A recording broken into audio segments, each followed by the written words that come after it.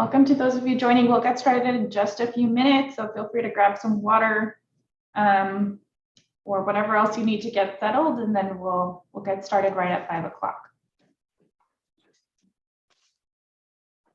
Hey, Jonathan, I'm going to put in the chat Science Friday, and it's all, I don't know how to get to the specific one. It's like the second one down. It's about decarbonizing transportation, about shipping.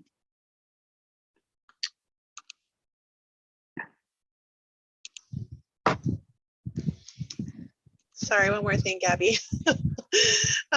If you can, when you do kind of the ground rules for the group, just have everybody say their name when they speak. I know that it lights up, but when you're in certain views for when they're looking at the interpreter, they can't always see the full gallery view. So if they can just say, you know, this is Stephanie, and then before they make their comments, it'll help anybody who's watching the interpretation track the conversation. Of course, thanks for that reminder. Sure, thanks so much.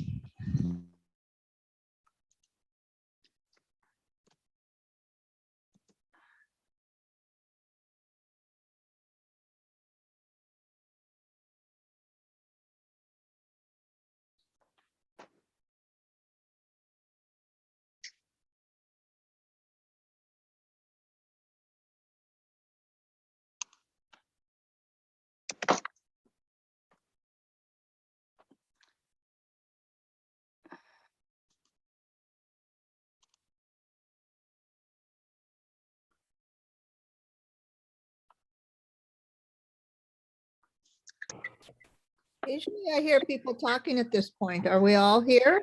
Are we just quiet? We're just giving folks a little bit of time, but it is right. It's exactly 5 o'clock, Margot. So thanks for that nice little push to get us started. Well, it's just usually when this many people are on the call already, we're just chit-chatting. Yes, love the observations. All right. Well, good afternoon/evening, everyone. It's great to see you all here today. I'm Gabby Magana with Harder & Company, and I will be the facilitator for today's meeting. As always, we'll get started just with some group agreements and logistics. So yeah, we really value your commitment to supporting this process to develop equitable plans to combat the inequalities in your commitment. And because of your commitment and because of you all showing up here every single month, you're seeing advancements in your community. So our job here as facilitators is to ensure that these meetings are serving you and that we're using the time to your advantage. So it's always helpful to go through some of these logistics so that we're all on the same page. I know that some of this is not new for those who are here consistently, but it is helpful to kind of just set some of these establishments before we get started. So I'm going to go ahead and share my screen with folks, and I can just see some nods if you're able to see my screen at this moment. Okay, awesome. Thank you for the thumbs ups. Okay, so as always, it's super helpful when folks are able to rename themselves. So part of our group agreements are for folks to change their screen names to reflect sort of their affiliation. So if you are a CSC member, please make sure you're indicating that in your name by renaming yourself CSC-first, last name, or you can use the R letter if you are a resident. And for any other participants, feel free to use AD or CARB or any other abbreviations for your agencies. If you're part of the general public, you can use the letter P, and then any other organizational affiliations can be indicated just by writing out the name of your organization as part of your name as well. In order to do this, you can see this on the screen. There's these 3 little dots right next to your name, and you can just hit those 3 dots and select rename, and this will allow you to do so. So this is the 32nd CSC meeting for this group. And yeah, the other piece that's super helpful in terms of audio, as we all know, sometimes there's feedback when multiple folks are speaking. So make sure that you're muting yourself unless you're speaking. It really helps to reduce any audio feedback and make sure that folks can really understand what one another are saying. If you happen to join through multiple ways, so if you're logged in on your computer, but you called in for your audio, it's really helpful if you're able to join both of those together so that we know who's speaking. And you can do this by selecting the little arrow next to the microphone button. And there will be an option there to combine your audio sources. So please make sure to do that if you're joining through a different audio source. And then once again, to change the name on your screen name, you can hit the top right of your picture and then select rename and then do so following this convention. And just a quick reminder, renaming helps us track attendance for CSC members, which is important for the stipend process as well. So this is helpful for many reasons. Once again, stay on mute unless you're planning to speak. If you did call in, you can also select *6 to mute and unmute accordingly.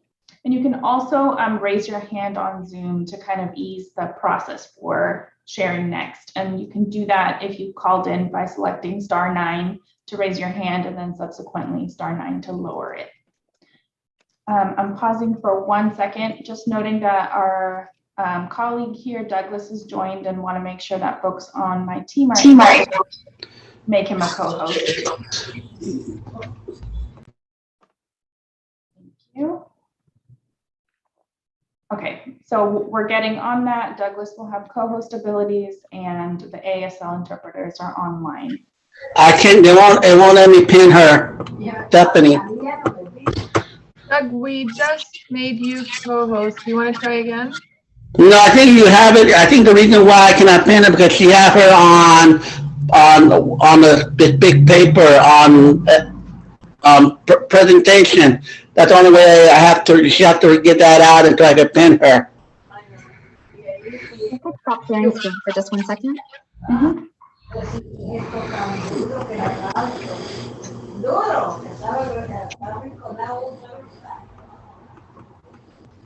Okay, we're going to go ahead and troubleshoot that. Stephanie, I think you. I pin her now. Thank you. Okay, perfect. Thank you.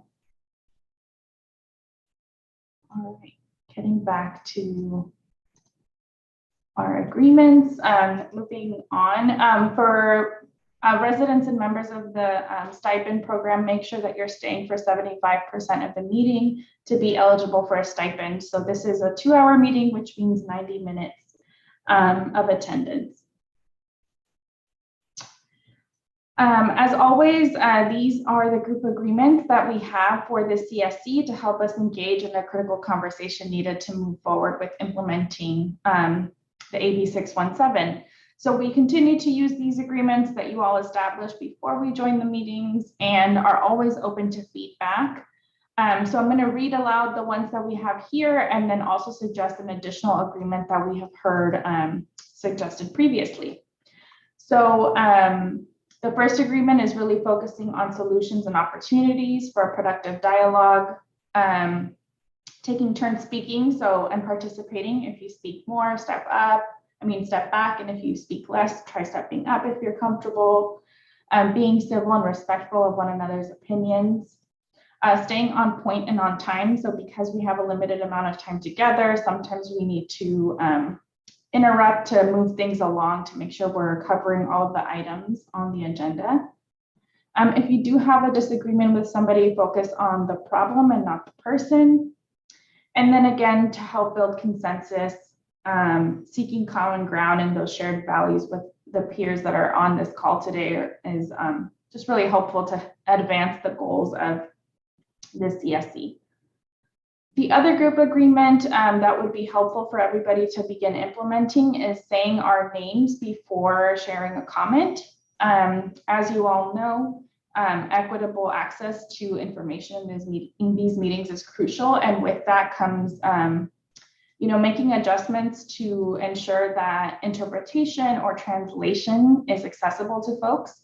And so because we do have ASL interpretation, one of the things that really helps to ease the translation of our spoken word is to actually attach the speaker as the name before sharing the comment.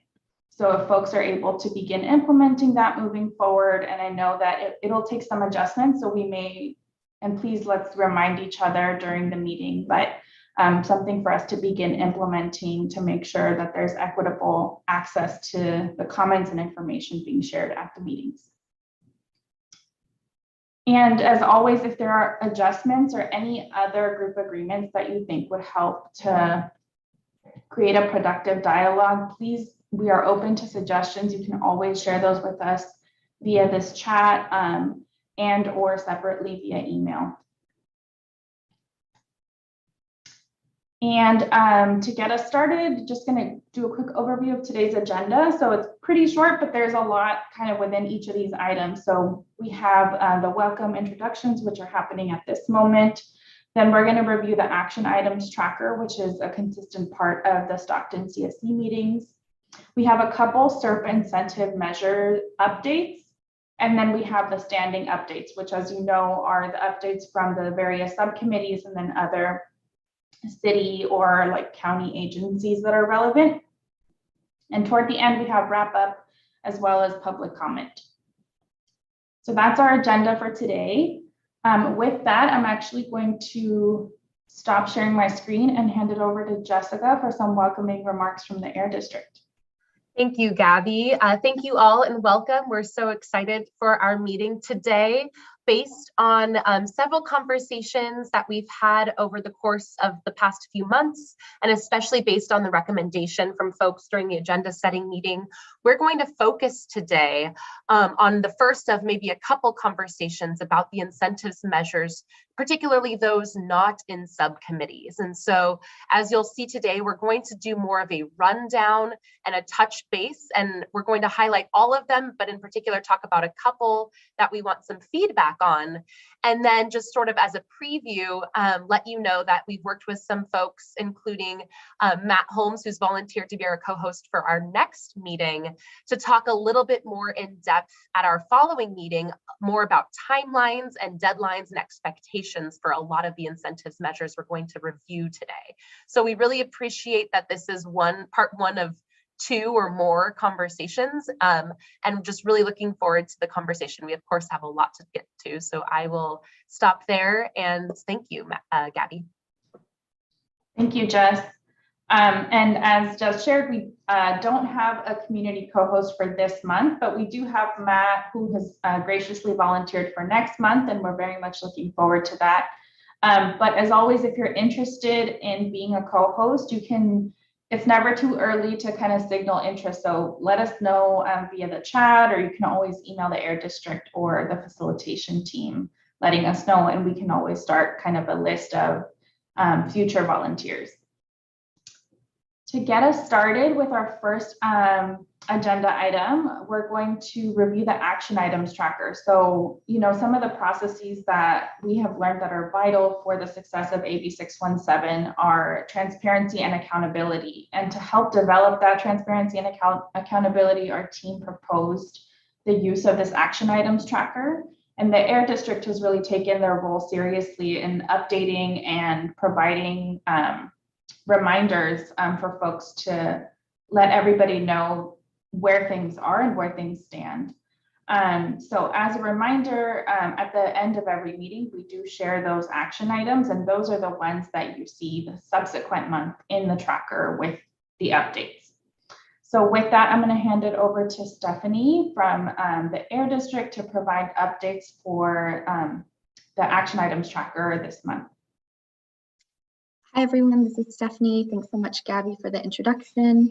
I'm going to go ahead and share my screen and navigate you to where these action items are located.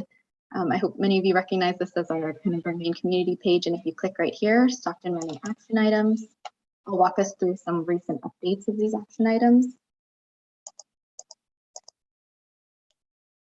So from our last, I'll go over some of the pending items first. And so one of the ones that came out of our previous meeting in April was regarding archived air monitoring data. And so in partnership with CARB, the Air District will ensure that archival air monitoring data are accessible on CARB's website portal for public download. And just generally, all data is currently available to view in real time on our community website. So if you click here, you can see the data live here. And if you click into different sites, you can actually use this calendar feature to kind of go back and look at previous dates.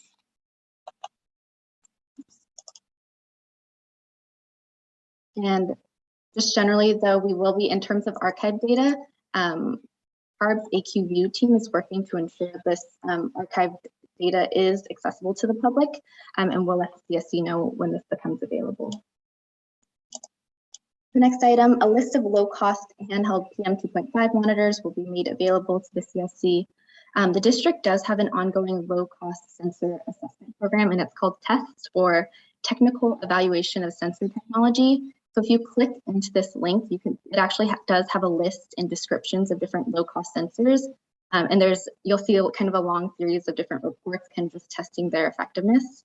And the Air District will also kind of ongoing pending work with Matt Holmes to discuss a list of low-cost sensors in addition to the list that's here on this website. Stephanie, this is Margot. Can I interrupt you just a minute?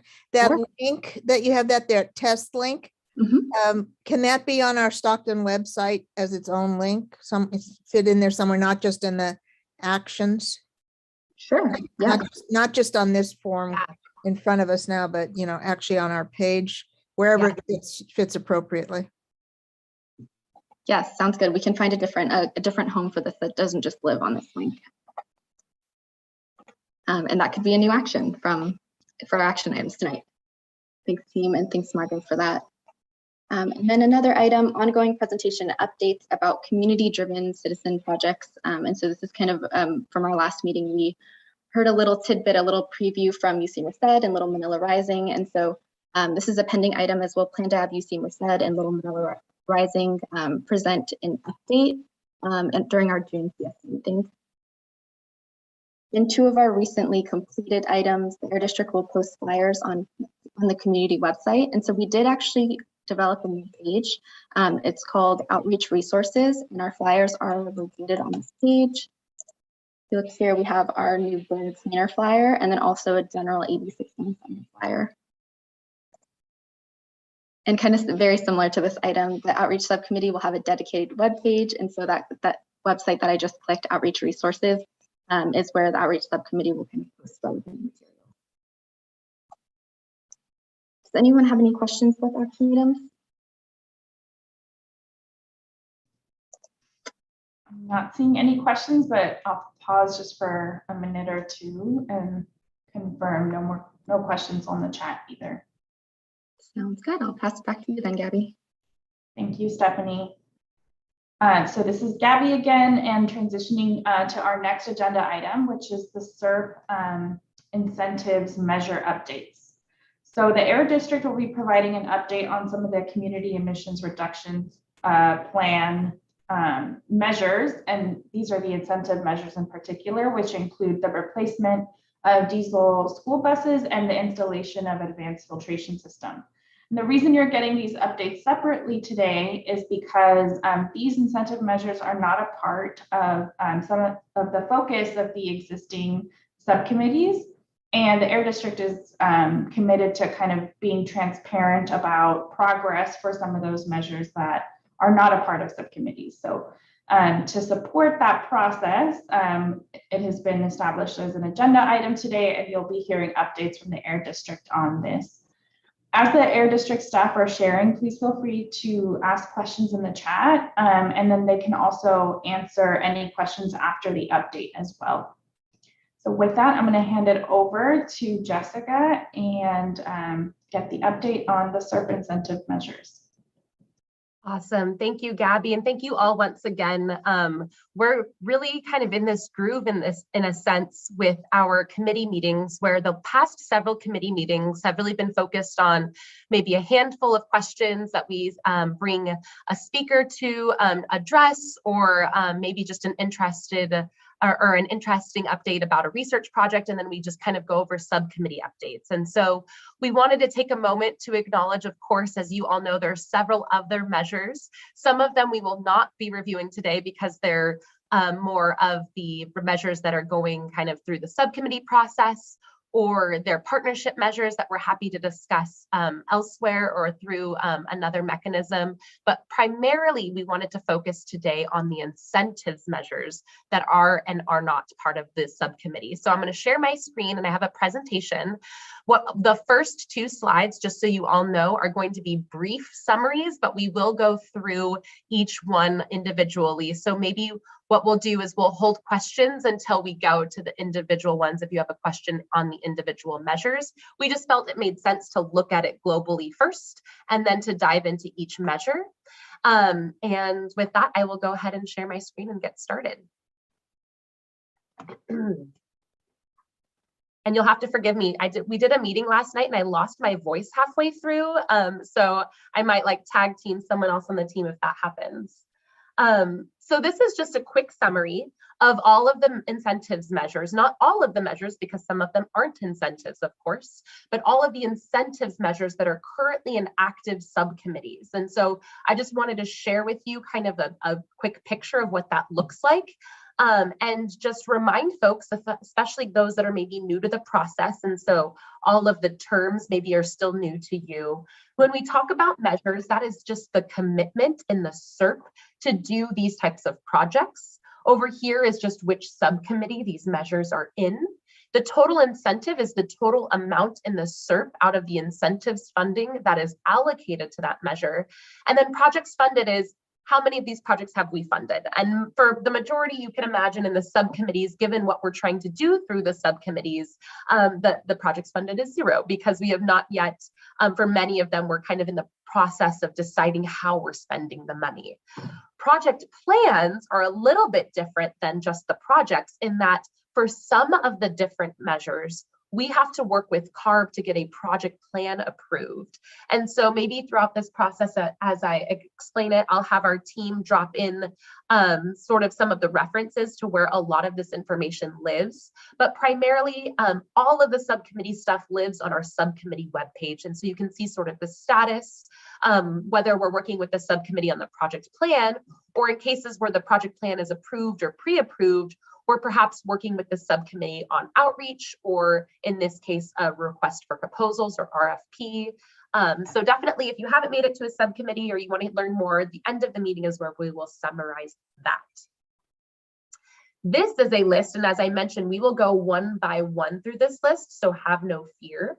But this is a quick summary, a snapshot of the incentives measures not in subcommittees. And so for each one of these, we wanted to sort of walk you through the status. Some of them have project plans that are ready to go, so they are listed on our website as available for funding, meaning that the project is open, we can start funding those projects right away.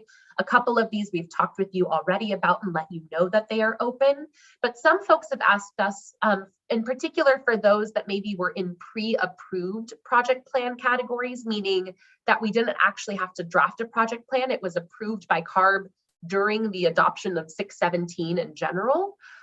For those, it's been a minute since we've talked with you about it. So we're definitely going to get to those. And the 2 in particular that folks had lots of questions on, and we definitely want some direction from you all, are the school air filtration and school bus replacement. So this is the list we're going to go through right now. And I'll just go ahead and get going so we can have room for questions. Definitely want to take questions as we go. I have Aaron Tarango with me. He is our incentives, one of our incentives managers, and he has a lot of information on these projects.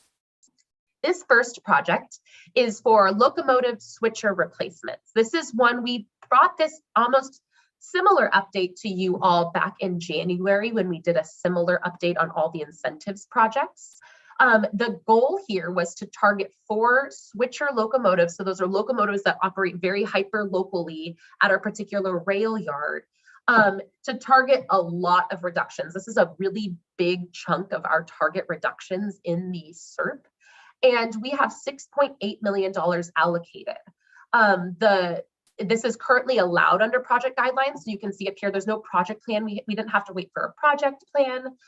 This is something that we brought to you all and let you know that we were working with Central California Traction, and they're interested in replacing 4 of their locomotive old, what we call tier 0. So like kind of the dirtiest locomotives out there, and replacing them with the tier 4 technology. As you can imagine, that's a really big commitment for such a big piece of equipment. Our funding here will not pay for 100% of it. So it is still a commitment by this Central California Traction to put some money to it. So because of that, they're testing currently a tier 4 locomotive. And so Aaron, I don't know if you can maybe just for briefly update folks on kind of the progress and what Central California Traction has kind of told us to date. Yeah, I talked to the vendor today, the manufacturer of the locomotive, the new one, and they're still working through some bugs. Not the bugs of the locomotive, but actually with the process with the traction company to do this. And you can keep in mind that bring a new locomotive in, they want to make sure it's going to work for their operation. So they don't jump into it. There's a process here. So and we're working through the process. So that's kind of the update I have for you, is that the locomotive company doesn't move, like, oh, I'll buy it tomorrow. There's a process. And so we're working through that process right now. And Aaron, like I told the committee, definitely next month, we want to come with sort of a timeline just in general about kind of the overall scope of the SERP and how long things take. But in particular for locomotive switchers, if Central California Traction say this month, for whatever reason, we're ready, when do you think reasonably they would expect to have all 4 switchers in place, hypothetically? If it would take probably 8 or 18 months to 2 years to actually build and receive those locomotives, because there's a big thing. They're built on the East Coast, and it's a strange process if you've never seen how it's done, but you'd have to buy time on lines across the country. And sometimes they're bringing it across the country, and sometimes they say BNSF says, hey, you can use it in 2 weeks. So the locomotive will sit there for 2 weeks, some spur line, and they can use it for a period of time and then hop off. And and sometimes it gets towed, sometimes they drive it. It's just not only they build it, but transport them across the country. So just keep that in mind. It's a weird thing. Weird thing how it's done. Definitely. And so just keep that in mind, everyone, for when we come next month with sort of more of a timeline and what we're going to call sort of drop dead, like must find project partners by this X date. We'll come to you all with that. And can I clarify one thing on there, Jessica? Oh, yeah. That I think 2 years is a long time, right? So I want to do it a lot quicker than that. So it's one thing we're going to work with the manufacturer, work with them to get it done quicker than that. That's probably worst case scenario. I'll be honest with you. So that's to get them all done. So the first one could be delivered a lot faster than that, than the second, third. It's not all done at the same time. So just keep that in mind. That's awesome. While I'm sharing my screen, it's hard for me to see questions, but Aaron, can you clarify? And I think sometimes the wording here is a little bit funny. Mary Elizabeth was wondering, what did tier 4 locomotives have to do with the switchers? So can you explain, when I think we're kind of switching words up here. We're talking about locomotives. Yeah. It's right there. Yeah. Basically what the difference is you have kind of 2 things. You have a line haul, which you see pulling you'll see a giant UP pulling or BNSF pulling a long train there, or you have a switcher that's in a yard that does short line. And the difference is mainly roughly horsepower most of the time. The horsepower of the actual engine itself is the biggest difference. They're not designed to pull those large trains. They're designed to pull smaller type trains or just pull simple little 1-cart trains around the yards. So it's literally a locomotive, but they're just not the same size horsepower, I should say, as a line haul. It's the biggest difference. Used differently. They're used different, but they're all locomotives. But yeah, one uses a switcher, one uses a line haul. That's kind of the difference. Hope that answers the question. Hopefully that answers the question, Mary Elizabeth. We are talking about the same. So we're talking about like for like. So changing out switchers for switchers. Yes. So what they're doing is testing out the tier 4 that you all are recommending. Well, we don't recommend anything. That's a sticky situation. We don't recommend it. We basically, they ask us, say, hey, there's the approved tier 4 locomotives that are approved and verified by CARB. And so they'll go through that and say, yeah, we've dealt with this vendor, and we'll contact them and we'll start the process to see if we'd like that locomotive or not. So they could always say, no, we don't like that. We're going to try a different one. You know, it's kind of up to them, and we're trying to steer it, kind of push them in the right direction, but it's ultimately up to them how they proceed there. When did they begin testing? Maybe, I think they've already done. I think maybe a month ago, 2 months ago. Yeah, they do it here and there. And then that testing locomotive moves around to different spots. They'll test it for a little while, different scenarios, and they'll move it around to different locations in the country for more testing type of thing. And have they identified problems? Well, no, I don't know. That's the question. I don't know. I'm not involved in that side of it.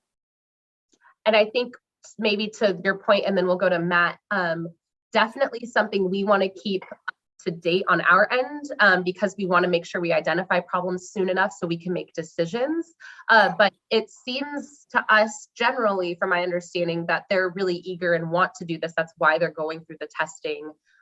In other communities, for example, it's been hard to even get folks interested in testing and trying out new ones. So we're feeling good about it in that sense, but it's definitely something, like I said, when we come with more kind of dates and deadlines and more of a strategic plan, we'll definitely make sure to update you all on what we're hearing. And then I see Matt and Margot. Yeah. I'm just going to interject for 1 second, Matt. It's Gabby here, just to remind folks, if you could please say your name before speaking, that really helps with the interpretation. Thanks, everyone. And I'll hand it over to Matt.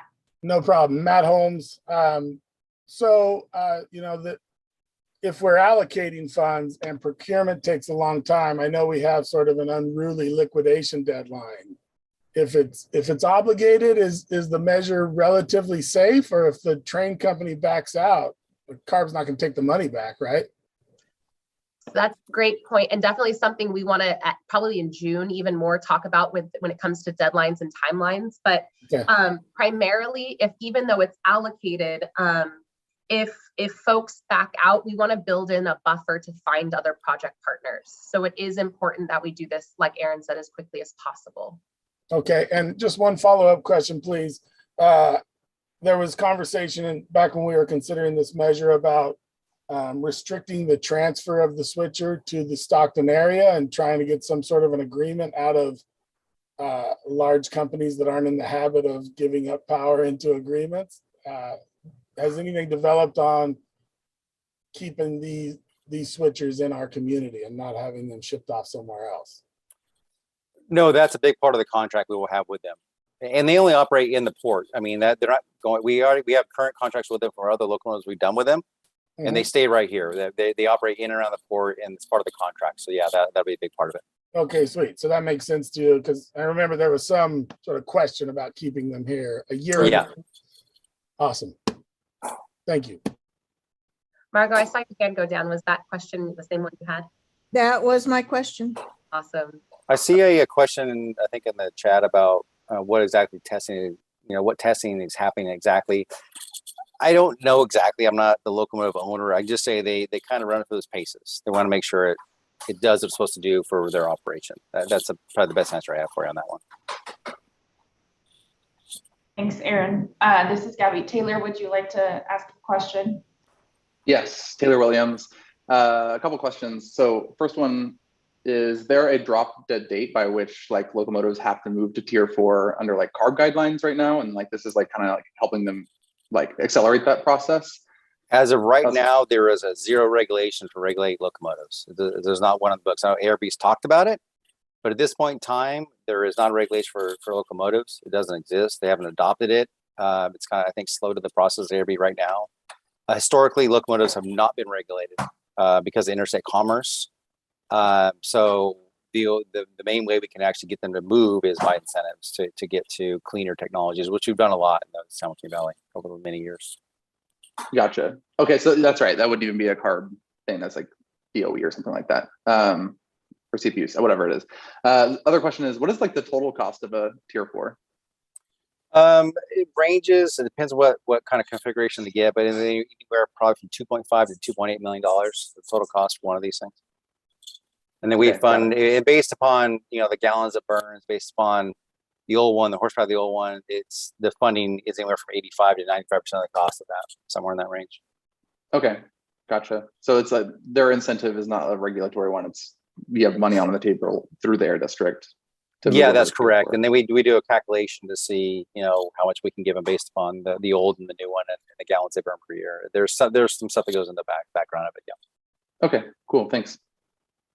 Thanks, everyone. So yeah, we're excited about this one in particular because it is a large chunk of our SERP. It is a large piece of the emissions reduction portion of the SERP. And we definitely, like I said, at the upcoming meeting, we want to outline for all of the measures kind of what we think should be sort of the drop dead, really want to make sure we have under contract deadlines. And I think that'll help clarify some of the great questions we're seeing now. So maybe additional questions, please put them in the chat so we can move on, and we'll make sure that we can address them maybe at our next meeting, and we'll work with Matt on that when we prep for June's meeting. This one is relatively straightforward in the sense that, as you all know, we've announced this a couple of times. We do have wood burning device replacement in our SERP. As of right now, we have $300,000 allocated. Last we checked, although it's possible it's changed, we have not yet had anyone spend any funding on it, or rather apply to be a part of this program since we've launched this version of the program, which, as a reminder for you all, is new to Stockton. We've never had this incentives amount in that area. And so we had this flyer that we created with the outreach subcommittee. It's posted to the website. The application is available. And so certainly this point of this particular part of the meeting is to just let you all know where we're at with everything. But I do know this is a robust conversation that the outreach committee is having on how we get folks involved in this. And definitely please put your name in the chat if you want us to send you flyers. We would love to send you physical flyers or to have you post this flyer on any of the community pages you're in. Oh, sorry, I should stop and pause and ask for questions when I see a hand raised. Go ahead, Margot. Yeah, this is Margot Prouse. I just want to let people know that there is a list of the retailers that can be accessed for this process. And let me just say that Stockton is very lean on them. There are none in Stockton. There are 2 in Lodi, and there's lots in Modesto and other places, but just if anybody comes across a retailer that facilitates this kind of transition, please ask them to see if they would be interested in joining on as a retailer to access. That is such a great reminder, Margot. It's definitely something we at the district are working on as well, but certainly if you know anyone, and Stephanie just dropped in the chat the retailer list we do have. The reason it's important to have retailers is because the way that we distribute this funding, depending kind of on the participation, is that we can give people a voucher essentially for them to turn that in and not have to front a bunch of money in order to do this. And so we need retailers that we contract with in order to do that work. We can't just have folks that we're not under contract with front money for people without agreeing to do so with the district. So it really makes it much smoother process with the residents if we have retailers that we're partnered with. So thank you, Margot. Such a great reminder. EV charging infrastructure. So we let you all know a couple of months ago, it's probably been 3 months now, that the project plan was approved and funding is available. We have a target number of units, but it's definitely based on kind of the higher level, meaning it could be based on kind of a combination of level 2 and level 3. So kind of the somewhat expensive to the very expensive fast chargers. And so there's a couple of things we wanted to update you on. We have had 21 units apply and be approved for funding. 10 of those are at the Cal State Stanislaus Stockton campus. So we have some information, but we're happy to, I'm not certain that they're installed. I imagine that was kind of a new application, but of course we'll continue to update folks when we know when and where things are installed, as well as let you know, just like any time that you apply to this program, those have to be publicly accessible. So it's not just for folks that are on campus, but anyone can use them. But we do have, that's 125,000 that has been spent in that. So we have more than half of the allocation left. One of the things that we brought up last time and we talked to the city about is maybe if desired, we would actually like to host an exercise with you all, maybe at an upcoming meeting, where you all identify priority locations you'd like to see EV charging, because some of the feedback we got from the city and the county were that they're interested in understanding where you want charging and not just applying for charging and then just installing it and not finding that it's in places folks are interested in having it. So definitely something we'd want to do. And maybe if I could just, whether it's just in the chat, a show of support for an exercise like that, or some other kind of feedback in the chat, or raise your hand and kind of let us know. We think it'd be something that the city and county would be interested in seeing. That way, when they apply, they can use that, or we as a CSC can direct kind of where we think that funding should go.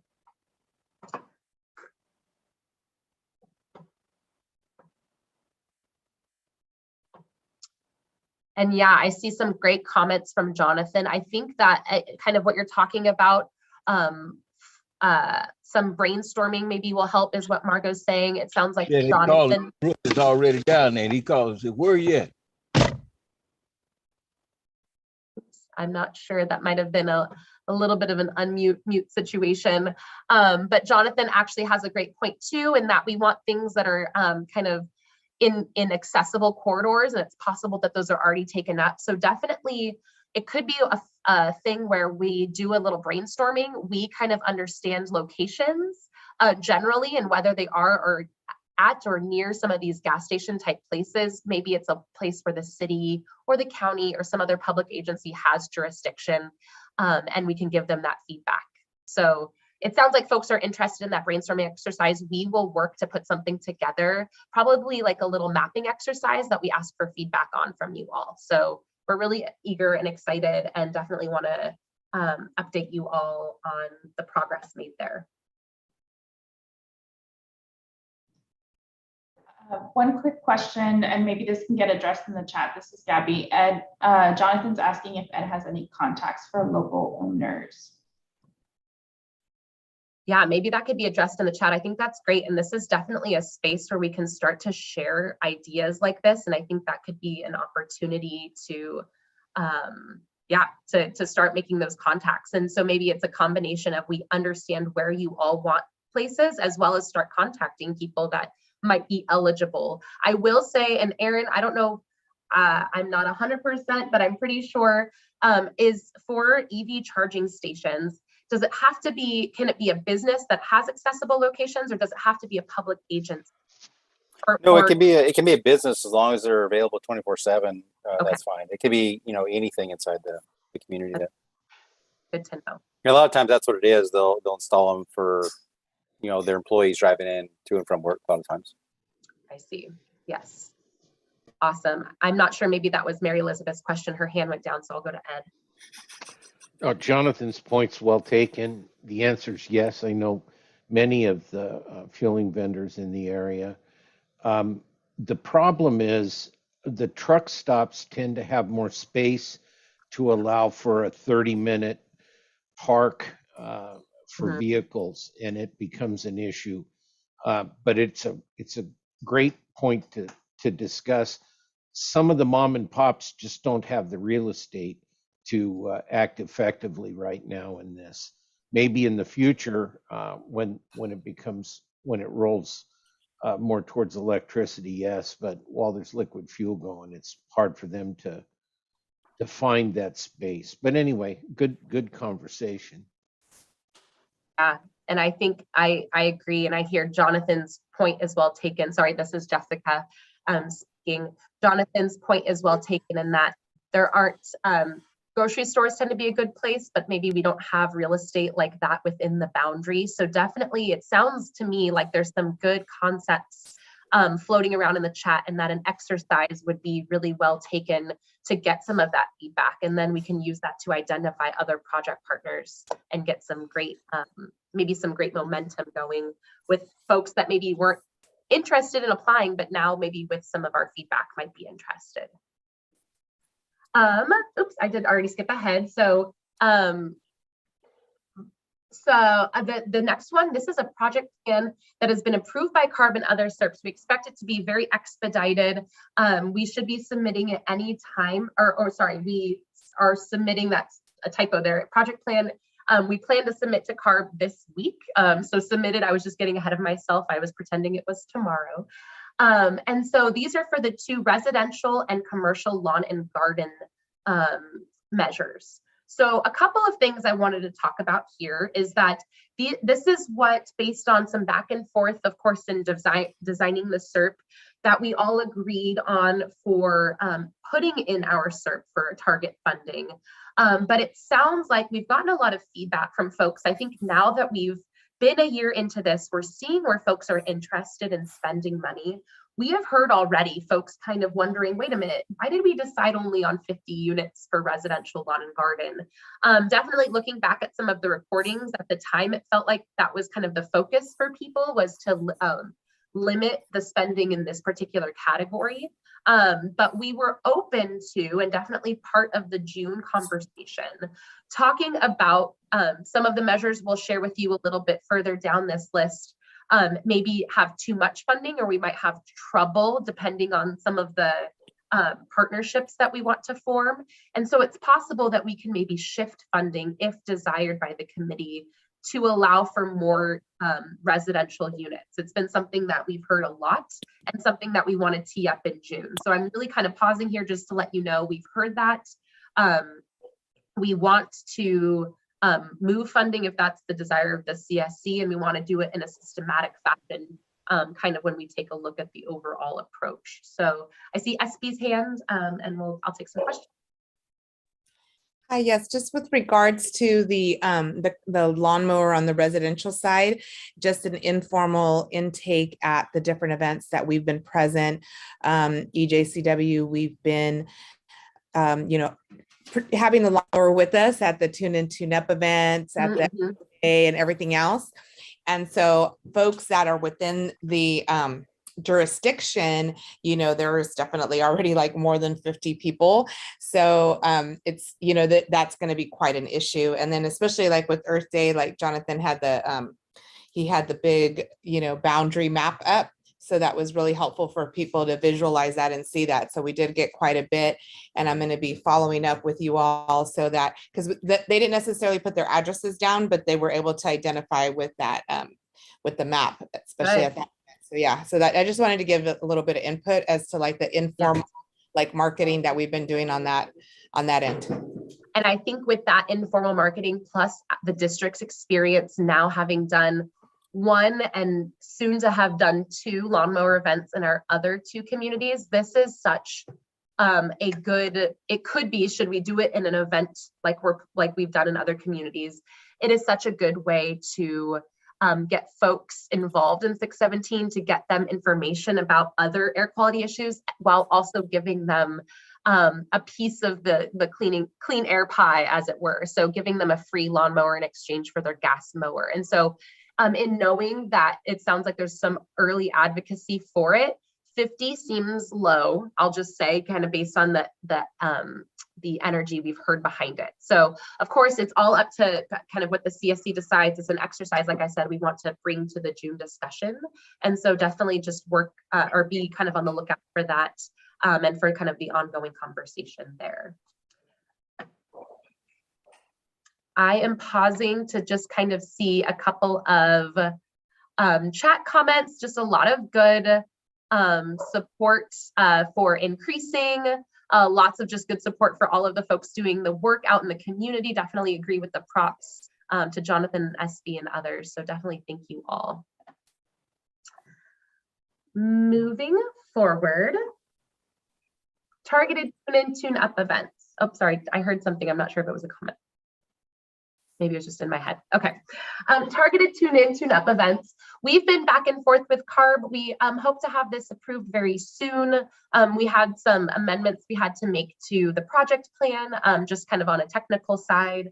And we want to make sure that we get this approved as soon as possible, because the commitment is essentially to do an extra event every year in Stockton. And as SB noted, and as others have noted, the events in Stockton are very well attended. Folks are very energized, and we really do want to get this going. And in particular, focus on residents that need repair for their vehicle that live within the boundary. And so we're hoping to do this very, very soon. We will keep you updated as soon as we know. There's definitely a lot back and forth with all of the different project plans for all of the communities across the state. So this is just one where we're hoping to launch it pretty soon. And we'll, just like everything, we'll make an announcement to the committee and note it in the tracker as soon as it's available. Car share program. We submitted this to CARB. We noted it to all of you. We hope that it's a pretty a review that is almost complete. We've had, I think, some good back and forth and some good feedback. We are kind of in the meantime working on finalizing an RFP, and as soon as we get approval from CARB and from our board, we can release an RFP to allow a project implementation for $1 million for a car share program. And as you all know, there was a lot of discussion when putting this in the SERP for really partnering with folks in the community that serve those at most needs. So there was a lot of discussion, I think, about the Housing Authority and other folks that are really eager to do this type of work. And so we're really looking forward to launching that as soon as we can and getting that project funded underway. So of course, once we have the project plan approved, as well as the other pieces, we will let you all know. And once the RFP is released, of course, let you all know as well. And I'm monitoring chat, so stop me if I appreciate, Jonathan has so many great comments, and I just really, really appreciate this. In particular, that talking about combining a lot of different types of events definitely is something we want to talk with you all about and work on. The logistics are kind of complicated for some of these things, so we really look forward to working with you all and seeing how we can leverage maybe multiple events if possible. So great concepts. And Jonathan is our lead for our outreach committee, so I know he'll have lots of feedback when we talk about it there. And moving on. So a couple more that are, the project plans are not yet submitted to CARB, but these are projects that we wanted to talk with you all about. In particular, we have set aside $800,000 to specifically help folks in the boundary replace their vehicles. And so we just kind of, given the timeline that we have going with all of the other projects, are kind of spacing things out and expect to submit in the next month or so to CARB the plan to replace passenger vehicles. We will, of course, as always, post on the website that pending project plan and update you all on that work with CARB. So this definitely isn't something that's released, but of course, just like everything else, once it is, even though it doesn't have a subcommittee, we still have an outreach subcommittee that will help us work on outreach for this particular measure. So we look forward to that.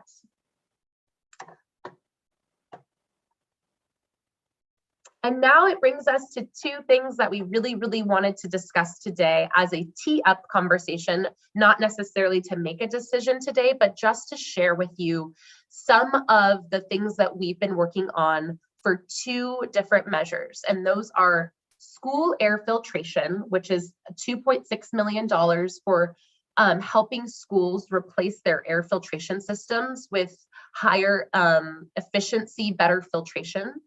And school buses, which is $4 million for 10 buses, which targets about 18 tons of NOx and a variety of other benefits for mitigating impacts to students that are riding school buses. The reason we specifically highlighted these two is because these are actually two measures that have been open for funding since we adopted the SERP. Just like the locomotive switchers, it was sort of in what we call like a pre-approved category with CARB under their CAP guidelines. So the guidelines they set out when we got the funding for incentives for AB617. With that, of course, once the SERP was adopted, we immediately started to work with project partners to get these implemented. The interesting thing is that project partners in the Stockton boundary are all the public schools in the Stockton boundary because of the way that the state funding works. And in that case, it exclusively actually meant Stockton Unified Schools, since those were the only eligible project partners based on the way that we have to spend funding on public schools. So I wanted to update you on kind of two things and then just talk about in general how we want to approach next steps for measures like these where we're having a little bit of trouble. It's sort of like when we ran into a little bit of a setback with air monitoring and we came to you all with some options. This is a similar concept where we're working. We definitely want to keep working, but we might have some options we want to explore in the future. So starting with school air filtration, there were a lot of schools across the country really, but certainly within the district and within Stockton that received funding during COVID. And of course, COVID is pretty much the entire era that we've operated under for 617 in Stockton. And a lot of that funding from the district's understanding, and I think from a lot of the public's understanding, I think is intended or should be, was intended to be used by various school districts to improve classroom ventilation and air filtration, really for the purposes of making it cleaner because of COVID, but maybe would have sort of this co-benefit of helping clean air or provide clean air for classrooms, similar to what we were intending to do with our SERP measure. So with that, we wanted to let you know that, of course, because we know that there's this funding, we want to make sure that our school air filtration measure makes sense still. So we are currently in the process of auditing all the schools, meaning we've contacted the air district and we're going to be in contact with the school district. We're the air district. We've contacted the school district and we are working with to contact all of the principals at the schools as well. And specifically just sort of get a comprehensive picture of what the schools have done to improve, if anything, air filtration, because we don't want to start advertising. Well, we've already, of course, the program is available, but we don't want to start going to these schools if they've already done something similar. So what we've promised to you is that we've started to do this audit of the schools. In the next few months, as folks get back to us and work with us on understanding what they've done, we want to come back to you all and update you on where they're at. It's possible, maybe based on the type of funding that they were given, that they did some work, but maybe it's not quite what we were hoping for in the SERP. If that's the case, we definitely want to continue to work to move, I imagine, the allocation that you all put in the SERP to make sure that the schools do get that good filtration that's good for air quality. But another option, of course, this isn't a decision we would make now because we don't have all of our information, but it's possible that if we find out that all of the schools or many of the schools or some of the schools installed air filtration, that's what we put in the SERP, in this case, MERV 13, which is just an efficiency rating for good air filtration, then obviously that means then they no longer need that funding and we can work with you all in assessing that and maybe moving that funding to other measures. Maybe some of it can go to lawn and garden as an example. So I'm going to pause there before I get to school buses and see if I made any sense. Hopefully understanding what the measure was, trying to assess where all of the schools are before, and then taking the next step based on that assessment to move the measure forward, communicate with the CSC what's going on, and then look to you all for direction based on what we hear. Jonathan.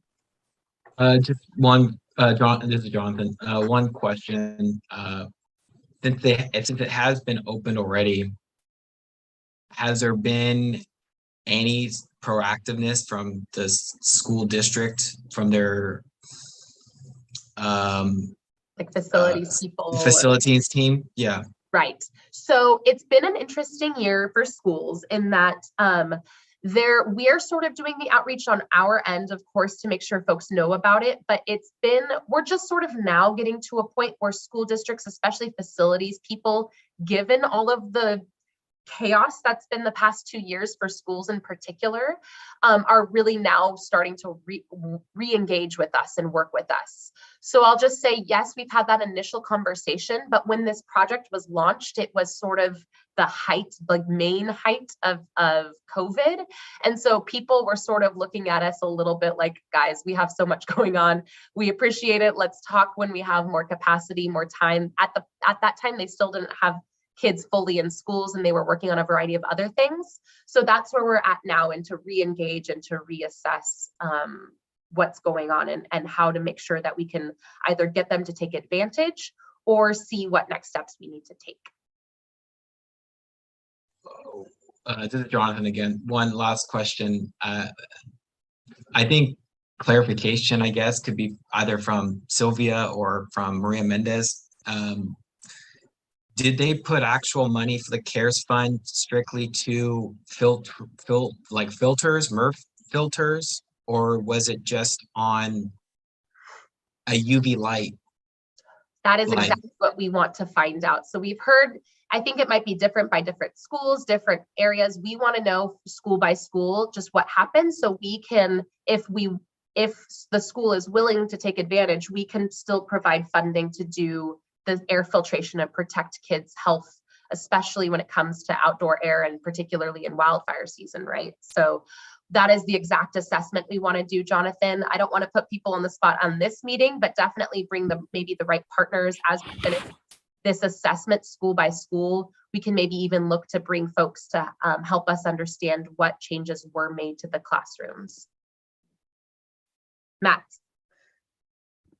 Yeah, just thinking about these being, and we haven't got to buses yet, but being two different strategies. One's an exposure reduction, the other one's an emission reduction. So would we assume that 2.6 would stay in an exposure reduction genre of measures? Is that sort of like, are there guardrails on that? There are not guardrails in particular, but that was sort of the intention of indicating here that this one was an emissions reduction and this one wasn't. So I'm glad you caught that. Yeah, so for example, the school air filtration should, for some reason, we all work and find that the school is already doing this, all this filtering and the funding is no longer needed. It's possible the committee, for example, moves it to boost up our indoor residential air filtration measure, which right now has $1 million, but perhaps maybe could benefit from additional funding. Again, that's a conversation we'd have with the CSC as a whole, but yeah, great point, Matt. And I do see Maria Mendez. Hi, everyone. With the school filtration, I know that Washington Elementary School, it was with Catholic Charities, and we have the filtration through them, and we don't have them at the other school sites at all. We can try and actually meet with the superintendent again regarding this, but the way we did it with Catholic Charities and Washington School, it did not come directly to the Board of Education for approval at all, because it was actually, they went directly to the school site.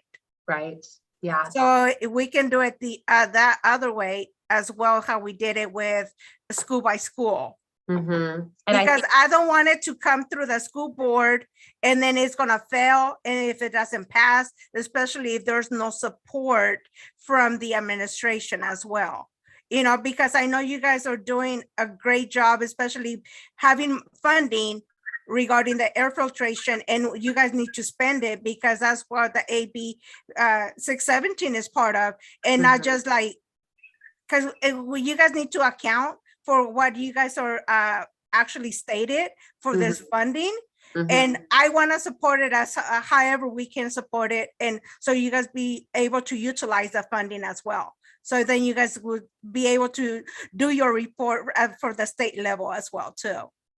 Yes, thank you. And you bring up such a great point, and something that we're doing in this assessment of what's happening school site by school site is we're going to reach out to our individual school site contacts as well, not just through the district, which I do agree will help us get a better understanding. We are certainly committed, and I don't want these options to be seen as we're giving up by any means. We want to commit to this CERT measure. So hopefully we can assess where folks are at, get an understanding. And if it's the case that our measure is still very much needed to get air filtration for classrooms for kids, that is something we want to pursue. So that is a great point. And I do see your hand up still, Maria. I don't know if you had another comment. No, that was it. Thank you very much. Thank you. I really appreciate it. And I appreciate all the engagement. I'm seeing some chat, so I'm just going to kind of look at the chat comments. This is Gabby. I was going to chime in just with a couple things. So there's one specific question on here related to the school, the school bus maintenance. So the school maintenance for filtration, Ed is wondering if we have an understanding of what the funding for that is. And I think some of that has been addressed in pieces. So if you could share a little bit more about that. And then I can summarize some of the other comments after. Definitely. So that's something that we would continue. And I don't know, Erin, if you have a good assessment, because we've yet to do this with any schools. I think we can still assess a little bit of exactly how we implement this measure. And the reason we haven't done it is the exact same reason across the board. COVID obviously was worldwide, not just Stockton wide. And we're having the same discussions with all of the school districts. But generally, yes, we would not look to just replace schools' air filtration systems and then leave them hanging. The intent would be to make sure that they can perhaps have replacement filters, but all of those details, I think we would have to, I'd have to check with my team and even with CARB on how that works. But yes, the intent would be to help make sure that there's ongoing availability for maintenance. One of the other things we have to continue to assess, and this was sort of our early conversation pre-COVID and some of our other committees, is for certain types of high efficiency filtration, we have to make sure that the school district HVAC system, so it's system that uses like the air conditioning to filter classrooms, can even handle that level of filtration. Some of them might be so old. So that's part of the assessment as well, as making sure that they can even meet those requirements, and if not, have to work a little bit on kind of what those next steps could be. We had those early conversations with CARB, and then COVID hit, and so it was sort of moot at that point, but we want to re-engage them as well. And then I'll just mention, and then I'll go to Mary Elizabeth, both of these measures, by the way, are intended to be part of a school subcommittee. At the time when we formed subcommittees, there wasn't a lot of interest in anyone co-leading. There's obviously a lot of subcommittees right now and a lot of pre-work the district is doing right now. But I'm just kind of putting this out there that we would love to, in the next handful of months, kick off that subcommittee. So those that are interested can have these more in-depth conversations more regularly. So I'll go to Mary Elizabeth.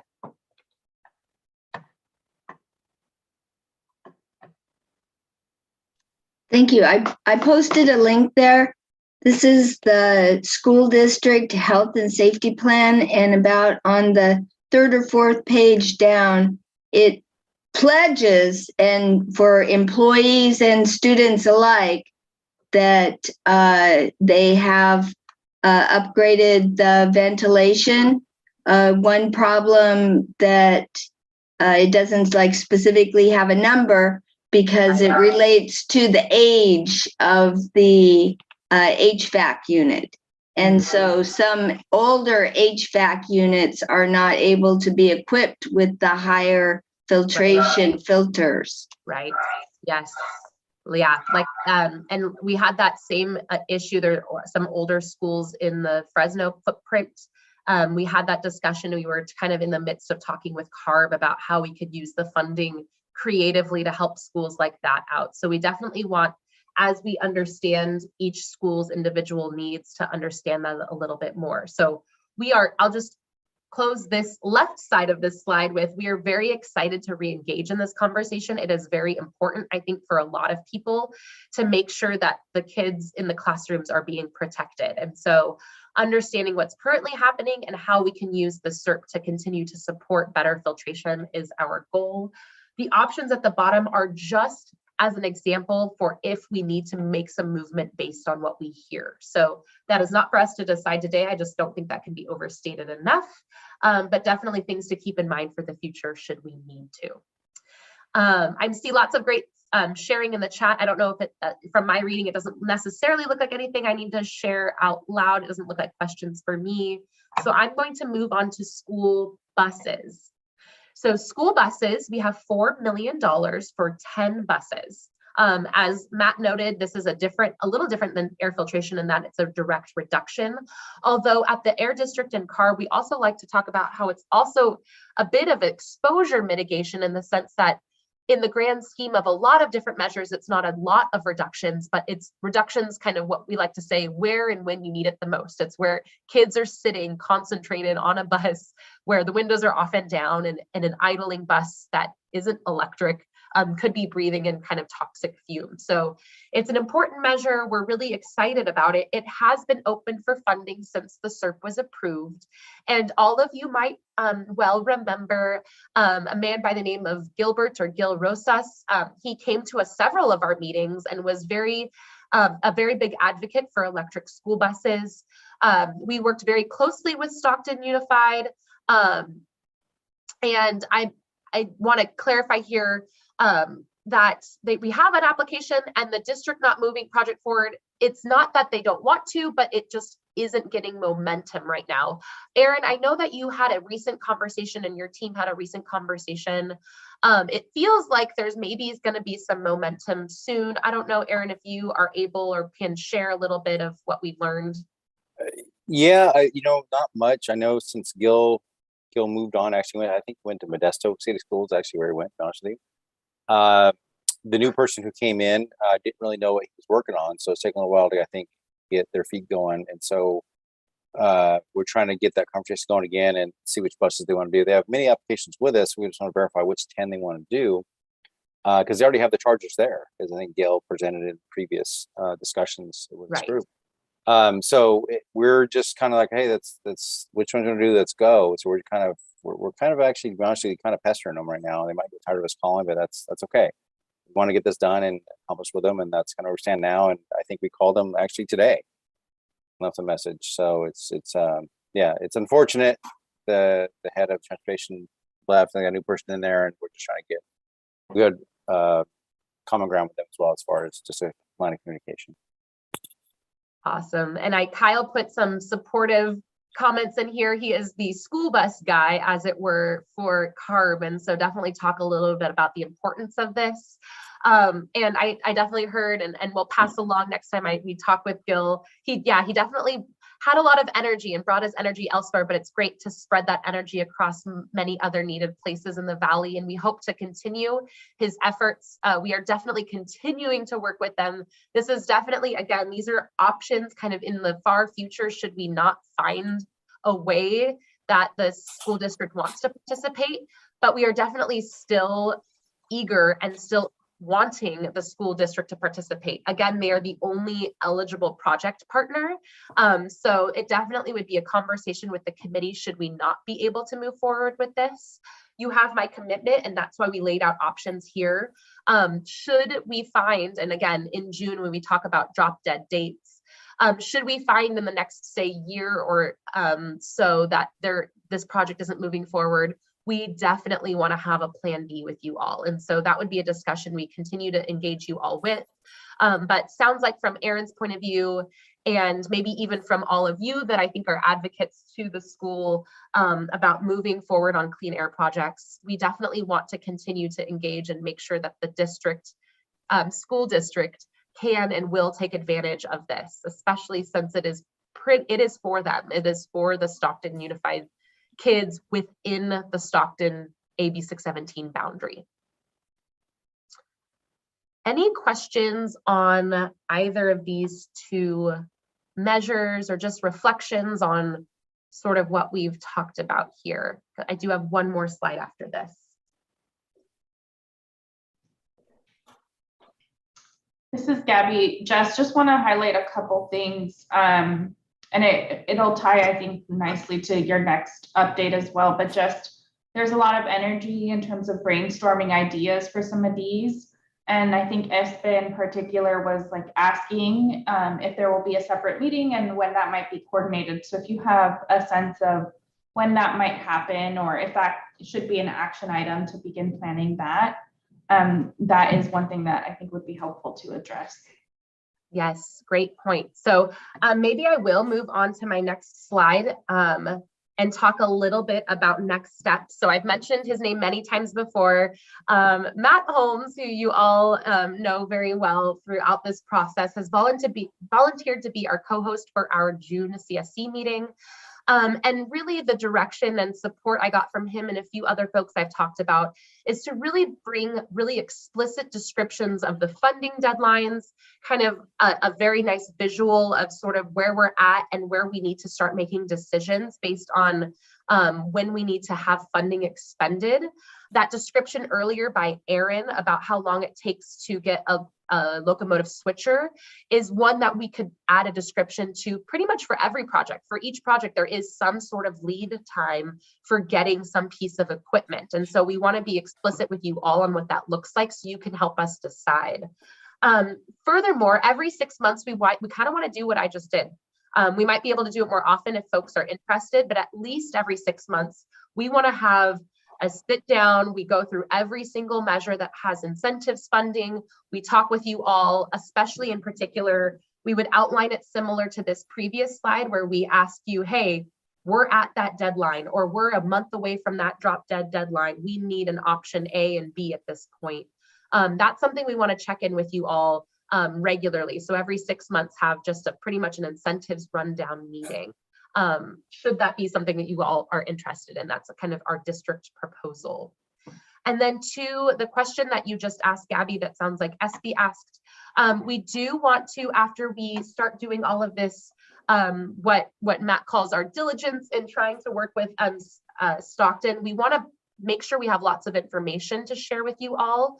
So really, in terms of a school specific subcommittee, we do probably in the next few months want to launch that. In the meantime, of course, we'll definitely provide updates to you all, especially at the next meeting. But we think a school specific subcommittee meeting, maybe before school starts again in the fall, so that folks who need to be involved have time to be involved and they're not in school. Usually kind of before school starts is a good time for some facilities folks to be involved. So that would be our plan there. And with that, that's actually all I have for a presentation, but I'm happy if there's kind of just overall process questions before we go into subcommittee updates. Thank you, Jess. This is Gabby. I just have a recommendation for some next steps here. So as I was reviewing the chat when you were presenting, there's a lot of resources on here and suggestions from the CSC in terms of who to connect with and who might be able to support different measures. So wondering if the Air District would be able to review the chat more closely and kind of crosswalk resources with the specific measures and make sure that gets documented. Absolutely. And I think a good place that some of these could live is our incentive, our tracker that we hope to start using even more now that we're starting to fund things. I think that's a great idea and we're happy to add that so that folks can use that as a resource. Wonderful. Thank you. This is Gabby again, and just pausing to see if there's any more questions and handing it over to Matt for some questions. Yeah, sorry, I'm talking a little bit too much, but I just wanted to sort of point out that this revisiting the measures and pivoting and trying to be flexible about this is in our CERT that we fought really hard to have rolling oversight. And so that this isn't, we're not targeting Stockton Unified School District funding. Same thing with the trains, same thing with everyone else. The Air District has a rigid and unruly liquidation deadline. And so when they've been asked to do something and local agencies are responsible for helping them implement it, the Air District gets put in a really tight spot, and it's our job as the local community leadership to let them know we're prepared to be flexible and we want to make sure this stuff hits our community in a way that we approve of. So this should be a really transparent process that's normalized across all the measures. We wanted to really fund the school district. I think you'll remember I was pretty vocal about all that. At the same time, that we still didn't know a lot of the details about the other funding that they had received and other things. So just want to clarify, and this isn't, Matt didn't ask for this. This is a rolling oversight CERP that was unanimously approved by all members of the CSC. I agree with that. Thanks, Matt.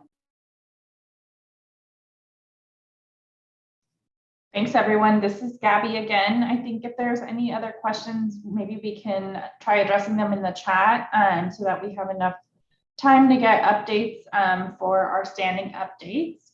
So just a reminder, this agenda item typically covers standing updates from the various subcommittees and progress that has happened, especially if the subcommittees have met within the last month. Sometimes you also will hear announcements about future meetings, so keep an ear out for that.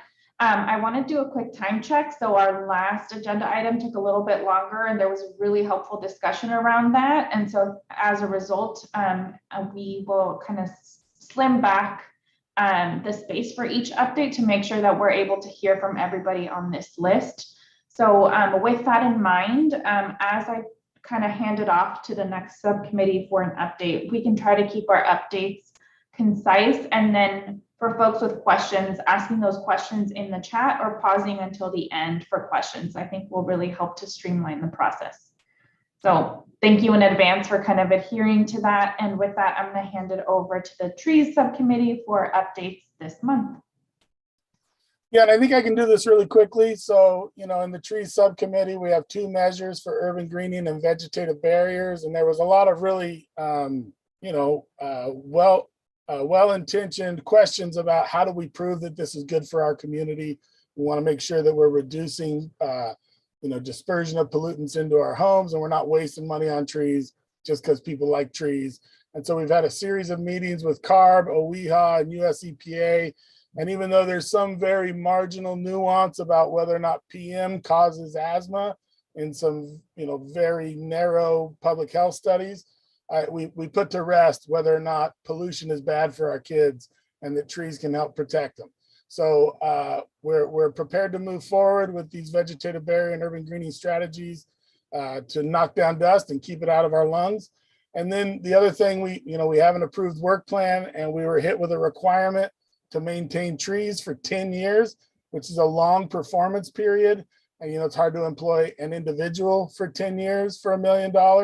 So it is an underfunded CERF, and it was kind of a rough thing to wrestle with, but it's actually, there's a lot of opportunity in having that sort of backbone maintenance and monitoring funding for a world of urban forestry funding and vegetative barrier funding from the state and the federal government. And I do have an update for this, for the CSC, which is that the city of Stockton, after a long negotiation with the state of California around our Transformative Climate Communities grant, has finally received an amendment allowing us to pursue an expanded grant application. So the city has agreed to pursue a $24.2 million ask to the Strategic Growth Council, and that will include expansion of existing programs that we've shared with you all. And so that AB617 funding will really be able to help us get the types of barriers and urban greening that we need. As with anything working with public funding, we have to braid funding together. But something that was an abstraction 2 weeks ago when we had our last meeting, or 3 weeks ago, now has a very concrete and likely proposal to fund the trees themselves, as opposed to the guy or gal in a truck with a water buffalo and a weed eater and all the things it takes to keep a tree alive. So excited to see that, the rest of the state's waking up to the attention that Stockton needs. And I think that's enough for now. Thank you, Matt. This is Gabby again. I'm just seeing a lot of excitement in the chat and pausing quickly to see if there's any questions for Matt or other members of the trees subcommittee. Okay. Nate, did you have a question, or are you waving? I think possibly question. Nope, go ahead, I think. Okay. Feel free to type it in the chat if it comes up. So next I want to hand it over to the Indoor Air and Weatherization Subcommittee for updates this month. Yeah, thank you. We didn't meet. We haven't met. We're meeting at towards the end of this month on the 24th. So we will bring updates in June. We're still working on some of the criteria, drafting that, and we'll be presenting that to the subcommittee this month. So looking forward to that discussion. Thanks. Thank you, Cynthia. This is Gabby again, just pausing to see if there's any questions. Yes, Matt, go ahead. Sorry, not a question, just an announcement. The Strategic Growth Council, in their wisdom and finally listening to communities, has added indoor air quality as a scoring criteria for TCC. And we have proposed that members of the Regional Asthma Mitigation Program marry that program with the city's new TCC proposal. So there's the potential to add technical assistance and existing program structures to the $1 million that we have in our SERP. So lots of synergy with that TCC proposal. Very exciting. Thank you for that update, Matt. Okay. And Nate, did you want to share your question now? You're not unmuted. Okay, now you should hear me. Yeah. I have my microphone plugged in now. It's actually an update that I have. I was at the city council meeting last night in Stockton, and they had a $10 million of unused funding, one-time unused funding from fiscal year 2021. And they authorized $5 million of that for tree maintenance and deferred tree maintenance in Stockton. That just was approved last night. So that's in addition to anything else that Matt or anyone else has been, dollar amounts have been thrown out today. So, and they estimate this can cover proper maintenance and catching up with deferred maintenance on about 25% of Stockton's tree canopy for the entire city. Thanks for tagging that on, Nate. This is Gabby again. Debbie, did you have a question? I do. When does that start, Nate?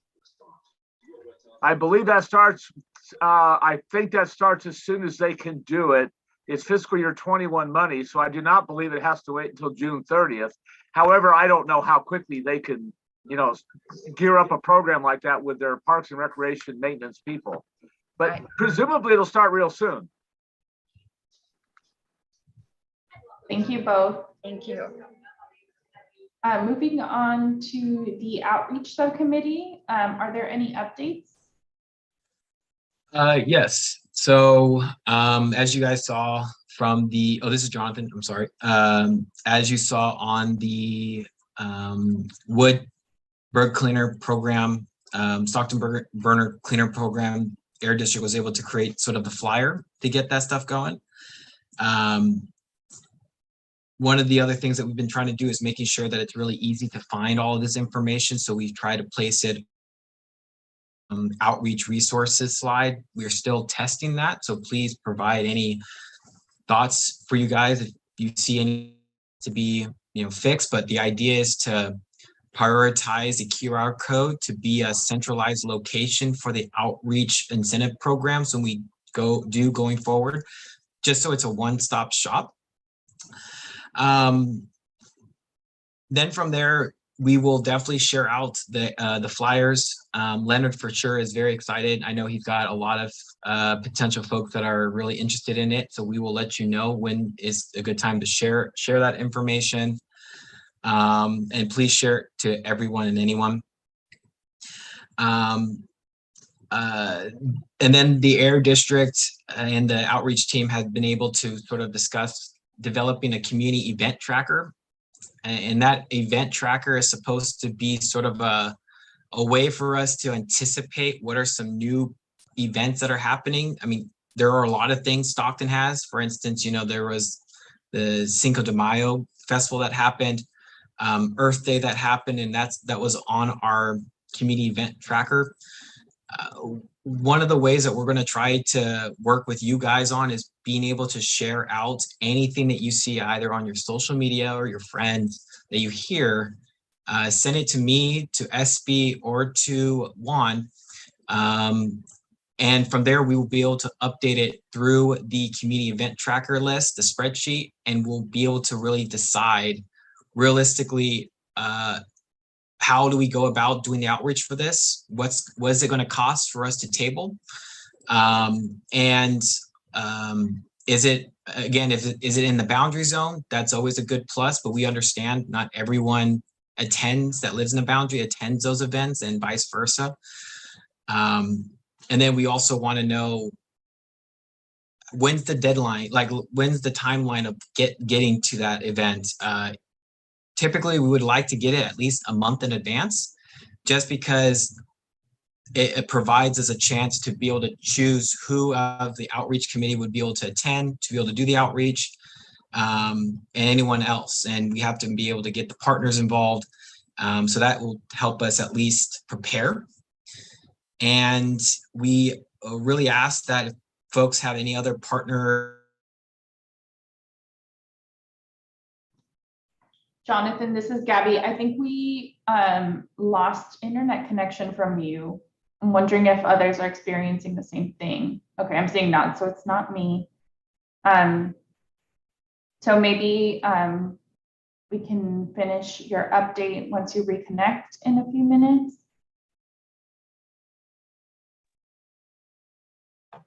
And Jess, it looks like you might be able to step in to finish his update. I think it was just what we'll do is I think someone just put the outreach resources page, which includes what Jonathan was just mentioning. And so maybe you folks can click around there. And if there's questions, you can put them in the chat. And yeah, we can move on and see if Jonathan reconnects. Sounds good. Thanks, everyone. So this is Gabby again. We're going to move on to the next item. And if Jonathan reconnects, might hear a little bit more about the outreach subcommittee. But if there are questions, feel free to start adding those in the chat. The next subcommittee is the Hobbs subcommittee, or harmful algal blooms. So if we can get an update from that subcommittee next. Hello, everybody. Spencer here. We didn't have too much of an update from the HABS subcommittee meeting this past month, which was a few days ago, or the last week, I should say. We just got out and started testing this week. So by the time we meet at the end of this month, there should be some substantial data to look at. But our meeting pretty much covered the topics of University of North Carolina coming up to Stockton, Discovery Bay area to go and kind of do some site reconnaissance. They're still planning on putting up some air monitors, both at the 5-Star Marina and then, of course, at Discovery Bay.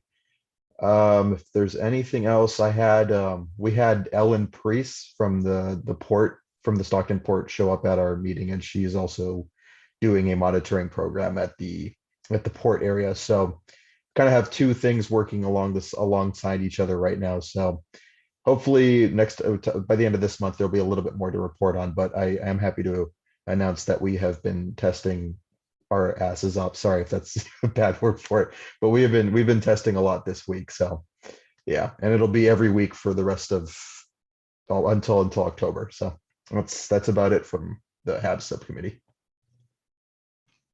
Thank you, Spencer. This is Gabby, just pausing to see if there's any questions for this subcommittee.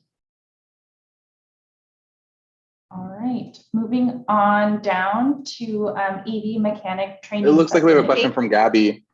Or Debbie has a question. Yeah. I do have a question. Well, just a comment to Spencer. With the gate going in at Smith Canal, which is on the edge of our AB617, and actually it kind of affects everything there. They are doing testing, so you might want to get in touch with Sajafka, San Joaquin, get in touch with them and get their, I'd be curious to see what their tests on their water quality tests are saying. So they're supposed to do it on a regular basis for the next 3 years. So. Oh, okay. Yeah. We do have connections with them, so I'll definitely go and reach out to them the next chance I get for sure then. I think Juan is the person. Thank you. Thank you, Debbie, and thanks, Taylor, for highlighting that I was missing a comment. So this is Gabby again, and then now handing it off to EV Mechanic Training Subcommittee. Thanks, Gabby. Taylor Williams. So I'll be brief. We had a meeting a couple weeks ago with the California Car Dealers Association, or CNCDA, and a dealer in Tracy at Mazda Tracy, who have recently put out an electric vehicle line, and basically wanted to hear from them, like what they're hiring for, what job trends look like in the San Joaquin Valley, and as much as possible, like locally in Stockton. So we got some amazing information from them. Was really grateful that they were able to offer their time, their expertise. So basically, I'm meeting with Ed on Friday to decompress all of that and try to synthesize it into some actual options for moving forward. And a lot of what they shared, I think, is shaping towards what we'd already were leaning towards, which was, getting into the front of the pipeline from like high school age students into like formal job training and then to dealerships. I think that looks maybe slightly different now. It has a different flavor to it based on what we heard, which was a really great nuance to hear from them. But yeah, Ed and I will meet on Friday, and then we'll set some time together to put together another subcommittee meeting, and hopefully we'll be able to move forward with a decision soon. But yeah, super helpful information. I hope to have some more to share with you all in the next meeting. Thank you, Taylor. This is Gabby again, just pausing to see if there's any questions for the EV Mechanic Training Subcommittee. Okay, not seeing any questions. So moving on to the Regulatory and Enforcement Subcommittee.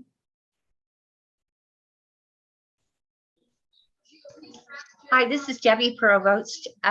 Just wanted to say that we had an excellent meeting. We finally got to fully meet, and we had great attendance, and I want to thank everybody again.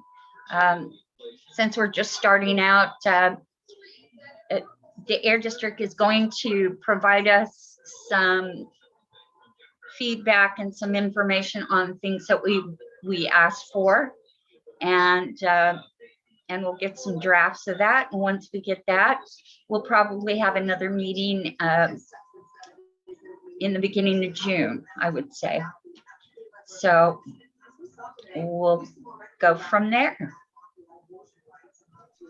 Thank you, Debbie. Thank you. This is Gabby again, just pausing to see if there's questions for the Regulatory and Enforcement Subcommittee. All right. Moving on to Heavy Duty Truck Subcommittee. Yes, I guess I'll take that for now. I think I might need some backup from, I think it was Jessica that was one of the key people on that. We had our first meeting on Monday, May 25th, and we actually had a pretty solid meeting. For the life of me, cannot find my notes right now. What I can remember we talked about, though, was there aren't really any heavy duty over the road, like highway delivery trucks on the market yet. There's a company in the United States called Orange Trucks that is making a lot of heavy duty trucks for moving things around warehouse yards and waste management and things like that. There's a person whose name completely escapes me now. I want to say her name is Julianne Trinette, but I know I didn't quite get that name right. She has done some research, and she has found about 5 manufacturers who are discussing the manufacture of trucks. And but most of the trucks, if you go online and do research, most of them show you images of what they say they're going to produce, but nothing's being produced yet. So there will be, so we don't have any data about yet really how much the trucks would cost, how they would perform in the field, how often they'd have to charge, how we'd have to design the infrastructure. Well, we probably know how to do that, but how it would be located or how often it would be needed, I'm guessing infrastructure would have to go where the truck freight warehouses are, where they lay over to load and unload. But anyway, so it's a very new field that's not a lot of information available on. kind of like when we talk about railroad locomotives or talk about tugboats for the Port of Stockton, there isn't, if we were to budget, and I know there is money for it, there's going to be a challenge in the beginning of being able to get a per unit cost, order it, and actually have these trucks delivered. Now, the good news is we did have more information than what I just said. I can't, without my notes, I can't remember the couple other things we talked about. I got you. Oh, good. Real quickly, I will say we're tentatively scheduled for another meeting on May 31st or June 2nd. So I'll let Jessica take over. I was going to say, let everyone know I dropped the notes in the chat. To Nate's point, there was a lot of discussion about the availability. We are going to provide folks with that, like a more comprehensive list of what is available, talk a little bit more about the details based on the action items that I just dropped in the chat. So definitely look forward to that next meeting. And I believe, Nate, you might have been talking about Janine Tackett. She is our person at the Air District, and she is helping run that meeting. So yes, thank you, Nate. And she provided a lot of good information that I don't think any of the rest of us had. And she'd actually talked to some dealerships. I think one of the things we said we were going to attempt to do for one of our future meetings fairly soon was get either a manufacturer representative or a truck dealership representative. Thank you, Nate and Jess. This is Gabby. Are there questions from anybody about the heavy duty truck subcommittee? All right, the notes are in the chat as Jess mentioned, so feel free to take a look at those and connect with either Nate or Jess if you do have any follow-up questions. Moving on, our last subcommittee is just for any other subcommittee progress or next steps. So just pausing to see if there's updates from any other subcommittees that we haven't touched on yet. Not seeing any hands. Oh, Debbie? Gabby, I have just something when Jonathan when he lost his reception there for a minute. I am applying for one of the stove replacements. And I think your flyer is excellent. Whoever made it did a great job. When I went to do the application, I realized that I had to get somebody. You have to find a dealer first. And that's the first step. So you have to find a dealer that's part of the program. The only issue is that they're not divided up into cities or anything, but they are in alphabetical order. But it would be nice if they were like maybe put in San Joaquin, Stanislaus, for Stockton area, these are the groups. For Bakersfield, this is the group, etc. For Fresno, these are the providers. There was one more thing, and from what I understand, it looked from reading everything that you don't have to be in a AB617 area, just in the county. Am I correct? So the entire program is a district-wide program, but if you want to receive the funding level of up to $3,000, you have to be in the 617 area. The rest of San Joaquin County only gets up to 1,500, I believe. Is that correct? Okay. So it is twice as much as the typical person in the county if you live within the boundary. And then it's 1,500 if you don't live in the boundaries, and then it's additional 1,500 if you're low income. So it's up. No, I think that's it's up to 1,500, I believe, if you're low income. In the rest of the Heather, I don't know if I'm explaining that correctly, but correct. It is 3,000 anyone in the boundary. For 617. That's what I thought. Yes. And then it's 6,000 if you live. No. No. Okay. There's just two, we'll just kind of cut and dry. Anyone in San Joaquin County gets 1,500, except for Stockton folks in the boundary get 3,000. Okay, got it. And without further muddying the water, she was correct. The low income applicants in the whole county also can receive that extra. You guys get it just being in the boundary. Just being in the rest boundary. of the county has to be a low income to qualify for that. Okay, got it. Thank you. So I have to, this is Margot talking. I have to look at the flyer again. Does it talk to the rest of the county? Or is it strictly the AB617 that the flyer addresses? Correct. Strictly AB617. Yep. So is there a flyer for the rest of the county? Maybe Heather can talk about kind of all the advertising we do. Yeah. Yes, there's definitely a flyer for the rest of the county and the rest of the San Joaquin Valley, as Jess pointed out. Those parameters exist. We've got a couple of places like Southwest Stockton that can get that higher incentive, and our other AB617 communities. But for the bulk program, it's about a $1,500 rebate for the average person looking to eliminate their wood burning source and replace it with natural gas. Yeah. So can you link those to us or forward those to us for email or something? Of course, yes, and I'll drop into chat. So for everybody to remember, if you can remember valleyair.org/burn cleaner, that's what you need to remember. All the information is in there when you get there. Granted, it's a little more muddy and there's a lot to read through. I'll get you the generic flyer and we'll show you the difference with our Stockton specific one. Thanks, Heather, Jess, and Debbie for that feedback. This is Gabby again. And I'm actually going to transition us to the agency-wide updates, starting off with the district.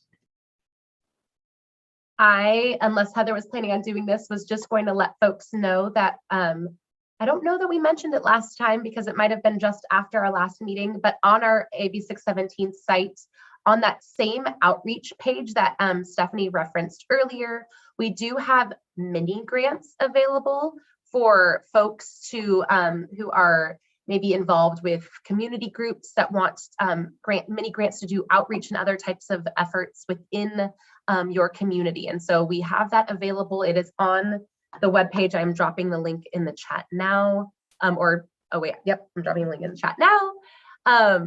And right above that is Heather's information about Burn Cleaner. So I just wanted to share that, and we have no other updates. We talked a lot tonight. Thank you, Jess. This is Gabby again, transitioning to any updates from CARB. Good evening, Scott Wall with the California Air Resources Board. Just one brief, sharing of information. I just put in the chat, actually, the information I'm getting ready to share, but 2 weeks from tomorrow, our program, the AB617 program, will be going before our board for an informational update. And basically the focus of this update to the board is going to be, we'll be sharing plans to the board for the revision of the guidance document, which is called the blueprint, the program blueprint. And also I will be including an update on our efforts to re-envision the program to basically bring more benefits of the program to disproportionately impacted communities. So I wanted to let you know if opportunity for public comment to weigh in on kind of the future of the program, would encourage you to join us.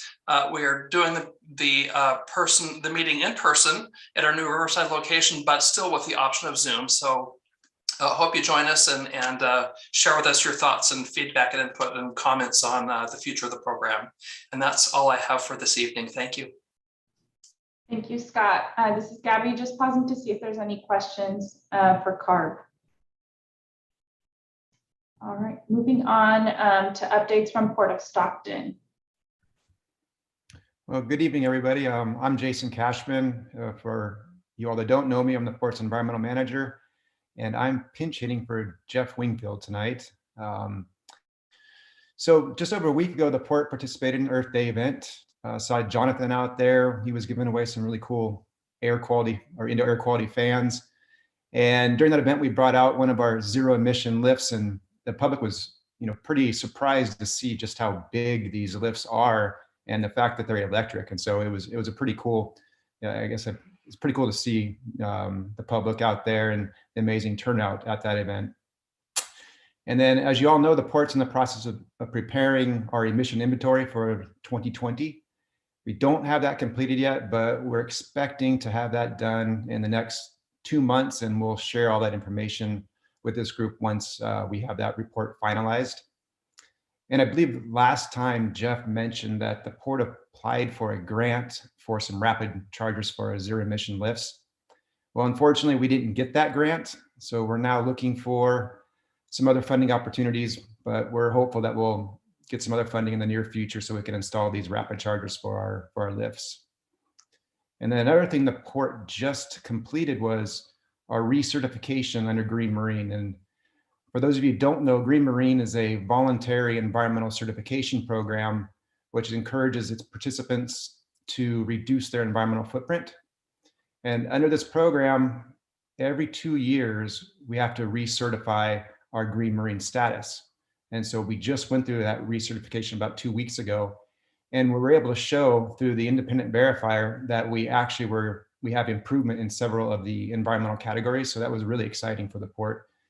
And then once we have that official report from them, we'll share that with you all as well.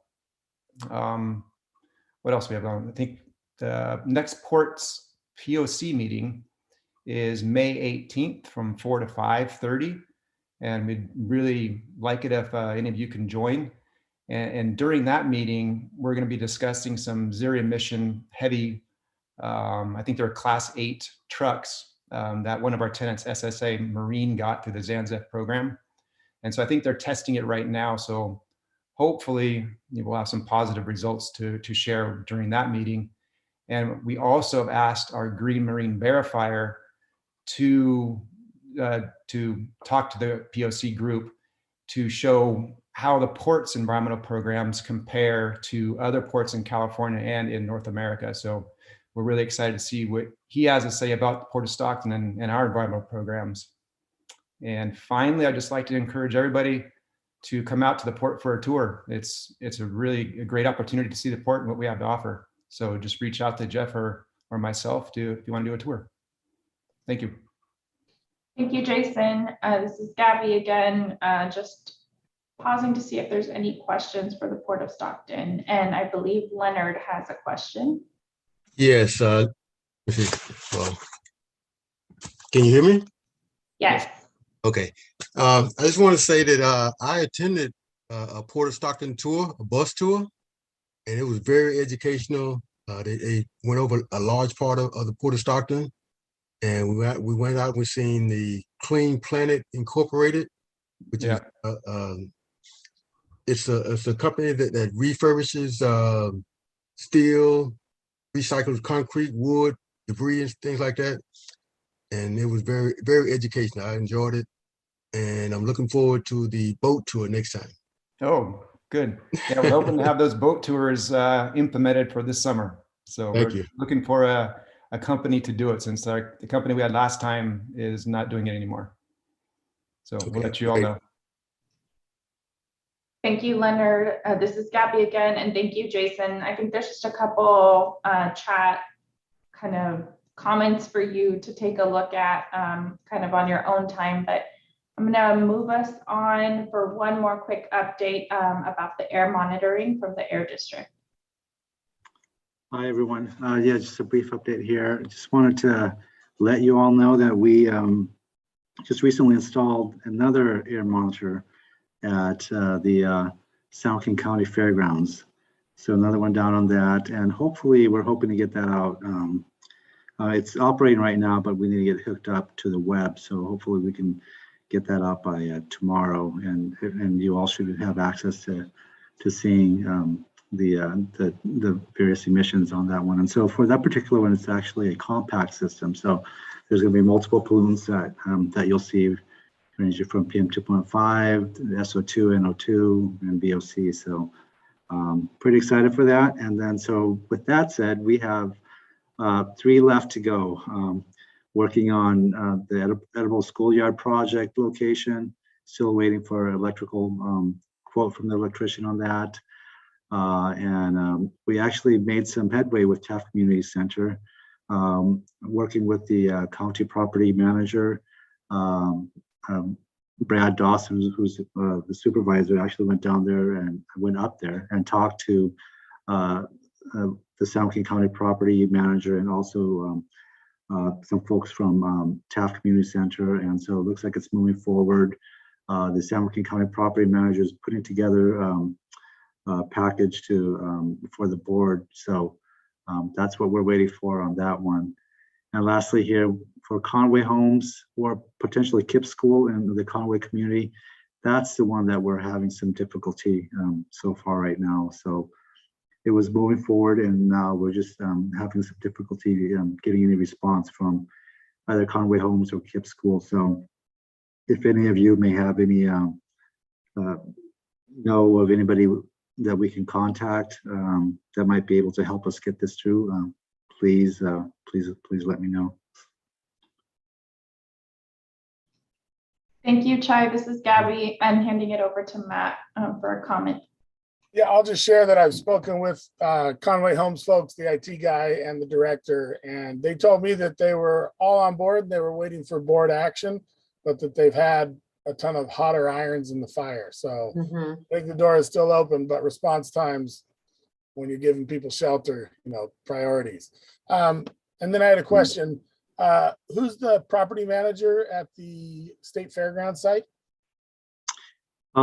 The owner, I forgot her name, but I mean, I can get that information for you. Oh, not the owner, but the CEO. I can get that information to you if you like. Company? No. Or is it the fairgrounds people? It's a fairgrounds. Okay, cool. Yeah. Thanks. Thank you, Matt. This is Gabby again, just taking a quick scan at the chat. So there's just a couple of comments for you down there, Chai, to kind of review, but I think it connects to what Matt was just saying. Thank you everyone for these updates. I'm going to transition us to our next agenda item, our wrap up and next steps. So just thank you so much for engaging in such a productive discussion and such a thoughtful conversation around everything on today's agenda to really support the goals of the CSC.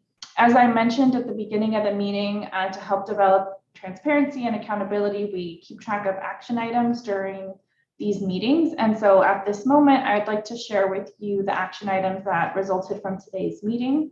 As I review these action items, feel free to ask for clarification if you have any questions. And if there's something that we discussed that we missed, please let us know. We can certainly add it to this list.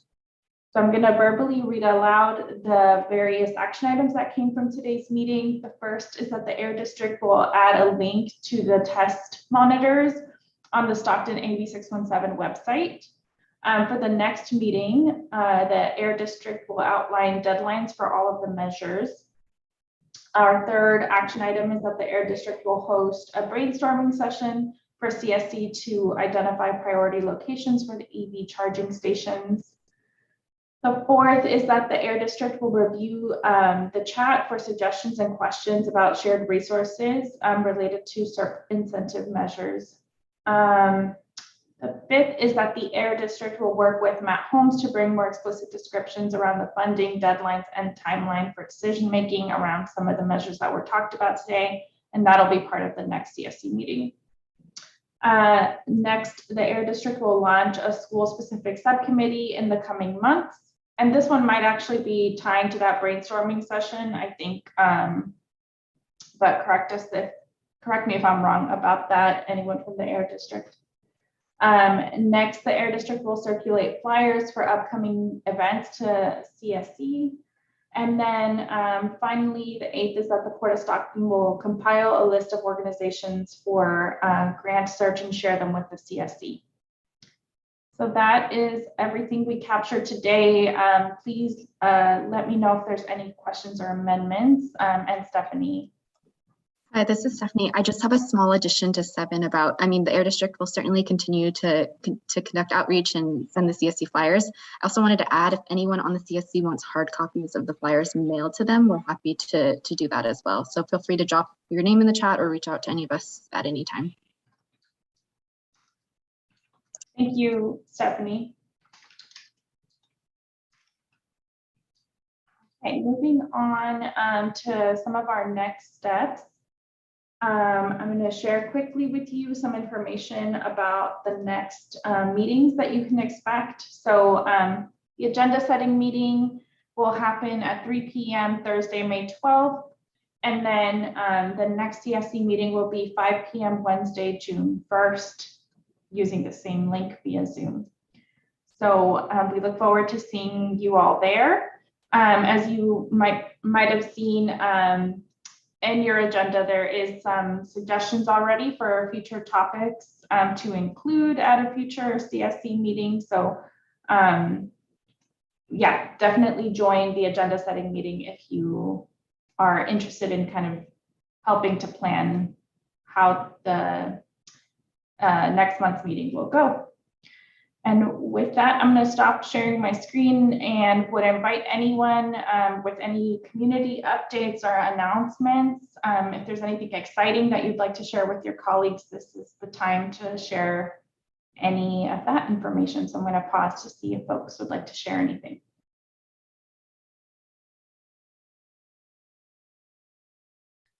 This is Margot. Oops, I hear myself echoing. I just want to mention that as our local Sierra group is working on a large warehouse being put on Mariposa area. We're concerned about the air quality and the effect that it will have on that area.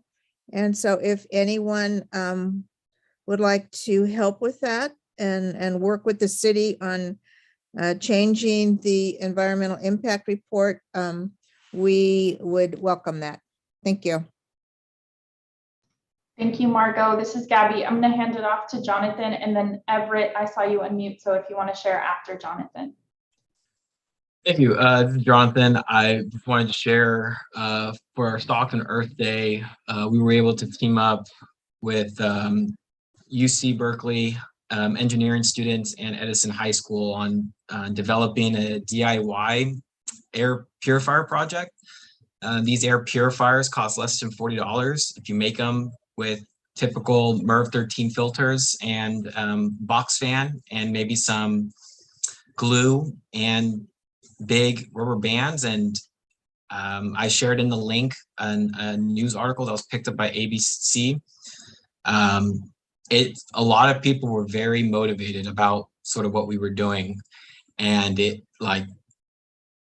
it was something where people were asking a lot of questions about AB617, and they said, what are the incentives? And so it really got me excited on my own of just like, you know, the possibilities are endless, and that we were able to get contacts and people shared their stories. And so it's very humbling to really have a chance to, when you do all these planning and then it comes to fruition and you be able to actually share information for people and them sharing their information and stuff. It's like, you know, this is what this work is all about. And so, you know, I just want to let you guys know that it's there's a lot of opportunities in this thing. So there's any other events that you see, we can definitely do something similar to this. But this is just sort of an idea to get people motivated on air quality issues, because in Stockton there is going to be a wildfire again in the summer. It's not if, it's going to happen. We have seasons now, like summer and winter and fall. We have wildfire season. So prevention is key, and so that's what the whole idea is. So if you guys want to learn more, definitely check out that link. And if you actually want to do a citywide event, I'd be willing to do it. We can do one for sure. So let me know. Thank you, Jonathan. This is Gabby. I want to hand it over to Everett and then Mary Elizabeth afterward. Good evening, Everett Johnson. I just wanted to say that I'm a newbie, and so a lot of information. We're gathering it slow, but I just wanted to say last week was the National Crime Victim Rights Week, and if you get a chance to go on the district attorney's victim witness program. We did a testimony for my son, and we would like to go, like, if you get a chance to go on there and pass the information around, because there's RCs in our county is hurting. There are a lot of things going on. There's a lot of information. There's a lot of being there to help to boost our community. And so if you get a chance, go in there and check out the testimony of the victim witness program and the Johnson testimony. And I appreciate everything that I'm learning, and I thank you all for your time and patience. Thank you so much. Thank you, Everett. The audio was a little bit staggery, but I think I got it. So folks are interested in listening to the testimony of the victim witness program. Was that it, Everett? I'm so sorry, I'm messing up my words. Okay, thank you. And then Mary Elizabeth for your update. I was gonna search that up. Sorry, I keep to click the, enter, and then I get a new box to put information together. But we're having a speaker on Zoom about biomass incineration that folks might be interested in. And so I just put the link there, and it's right on the front page, and the Zoom link is there too, so. Thank you, Mary Elizabeth. At this point, I know we're a little bit over, but I want to make space for any other public comments since we didn't get a chance to give enough time sooner. So if there's other public comments, this is the time to share.